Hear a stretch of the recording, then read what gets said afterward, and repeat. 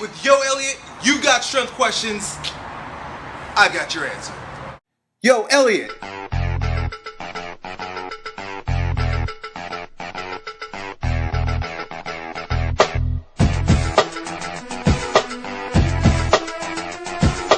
Alright, today's text question comes from Sniper45MC, and it's really a question that a lot of people have asked me since they've heard me say things like, I prefer the front squat over the back squat. So today, for Sniper MC45 or whatever your name is, and for everyone else that wonders why the hell does Elliot Hulse like front squats over back squats, here's your answer.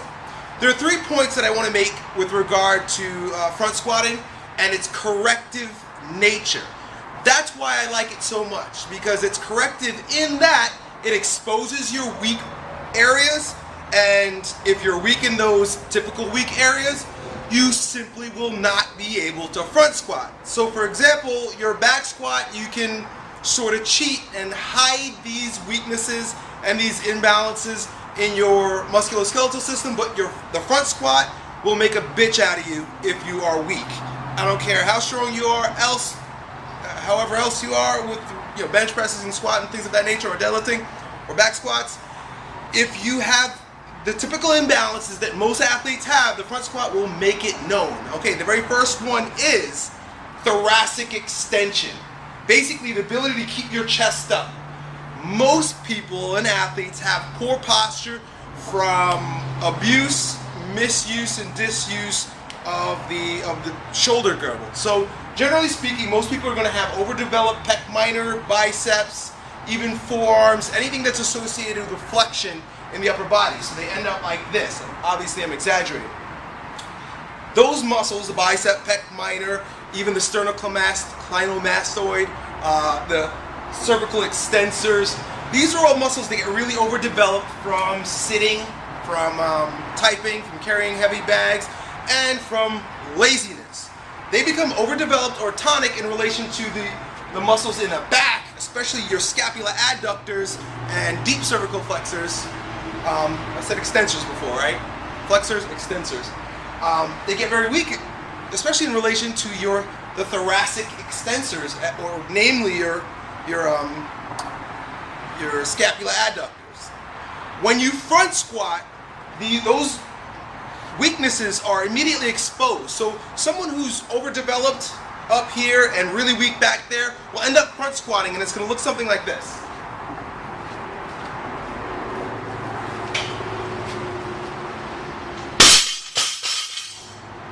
You're going to put a shitload of weight on the bar and you're going to end up dropping it forward. The reason why is because you don't have the strength in your upper and middle back to keep your chest up and sink into the squat without dropping the elbows, tipping forward, and letting go of the bar.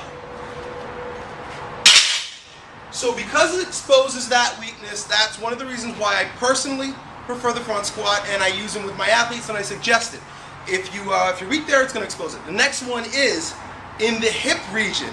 Generally speaking, there are going to be 2 areas where you're going to have severe imbalances, if any. And it's going to be in the shoulder girdle and in the hips. So it also exposes weaknesses and inadequacies within the hip region. Namely, the hyperlordosis that I myself deal with and a lot of power strength athletes typically end up having because of an overdeveloped set of psoas or hip flexor muscles. So when you back squat, for example, because the weight is you're axially loading, you're dropping the weight down on your spine directly on top of your spine. As the weight compresses, you end up really excessively curving the low back. What I mean is you really force that hyperlordosis that I described earlier, and that's the only way that you're allowed to squat. So what happens is, as you facilitate that hyperlordosis due to the tightening of the hip flexors, you end up having that exposed, protruding belly situation going on, continued tightening of the hip flexors, and a continued tightening of the low back muscles, the muscles that help extend your lumbar spine. So there's nothing wrong with that inherently, but if you are like me, and you have, and like most strength athletes, you have this imbalance where your abdominals are not nearly as strong as what's going on back here with your low back, then the back squat is just going to further facilitate that. It could possibly make it worse, and it sure as hell isn't going to make it any better. When you front squat, or when I front squat, I gotta keep this personal. When I front squat, I'm forced to bring my hips under me a little bit more, a lot more, and then bend at the ankles and knees way more than at the hips. So when I'm here, when I'm there, my ass isn't like 40 miles that way. I have to tuck it under and bring it under me a little bit more. And what that also does is, it brings me to my third point, it forces me to have to bend the knees and the ankles a lot more to create what Joe DeFranco calls positive shin angle. And if you ever watch any of his videos, he talks about how advantageous building up that positive shin angle is to sprinting abilities. So there's another reason why I would prefer athletes front squat over back squatting.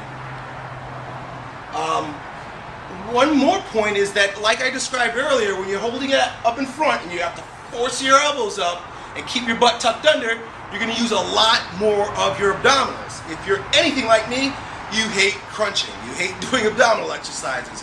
When I front squat and when I deadlift properly, my abs are sore, just as sore as if I would have done heavy weighted crunches. So there you go. Those are several reasons why I prefer it. A couple tips, because a lot of people want to do front squats, but they can't, namely because of, besides the weakness, but inflexibility or tightness in their biceps and forearms. So, tip number one, I wrote this down for you guys. Tip number one is to stretch your biceps and forearms. Take the palm of your hand, I don't have one here, but you can imagine a wall, place the palm of your hand against the wall with the thumbs down, chest up, and turn away. You're going to feel a huge stretch throughout your entire arm, pec minor, and even your neck, and as you turn away. Some of you might not even be able to do it. You're going to end up doing it looking like this in the beginning, but as you give it some time, you'll be able to stretch your arm out, flatten your hand against the wall, keep your fingers pointing down, and turn away. That's really going to open up a lot of these muscles. That way, you can get underneath the bar and front squat the way you should. I prefer the Olympic hold, front hold, than over the cross hold. The reason why is if you take a look, when you cross your hands this way, your hands and your upper arm are going to be in a natural pronation. You're basically medial rotation of your upper arm. Medial rotation of your upper arm is coupled with thoracic kyphosis, basically the rounding of the upper back, weak, poor posture. So this is doing nothing to help you, and it may even further facilitate upper cross syndrome. I throw a lot of terms out there. I hope you guys are following. The other thing is, when you do force yourself to keep your elbows up and you build up the flexibility to be able to hold it in the front hold like the Olympic squat hold, what you're doing is the exact opposite. Notice where my thumbs are here. If I bring my hands down, there's external rotation at the upper arm. There's the supination, which supination is coupled with thoracic extension, something that we want to build more of in all of our athletes and in anyone who's training for fitness. I think that's it. This is a long belt. This is a long video. Last thing I wanted to say is what you're going to do is, another tip, when you're front squatting, draw your belly in. Suck in. I know this is the complete opposite of push out. I do push out when I back squat. I haven't back squatted in almost a year now. But when I do back squat, I do wear a belt. This is always a concern and an issue. I do wear a belt and I push out against the belt. The reason being is because I have that hyperlordosis and my abs are weak in relation to my low back. So the only way to create that Valsalva maneuver where you end up having like hydro, what would that word be? Like compression, air compression. There's a better word for it, better term for it. Air compression is to push out against your belt. But that's no longer the case when you front squat, because you're tucking your butt back under, you don't have that hyperlordosis, your abdominals are forced to work, and by drawing in while you're doing it, you're really forced to stabilize your muscles, your internal, external oblique, your transversus abdominis, all the muscles that really stabilize your core, you're forcing them to work and ultimately create a stronger physique. That's it. Keep sending me your video questions, guys. I haven't gotten any in a while, and I'll keep cranking these suckers out for you.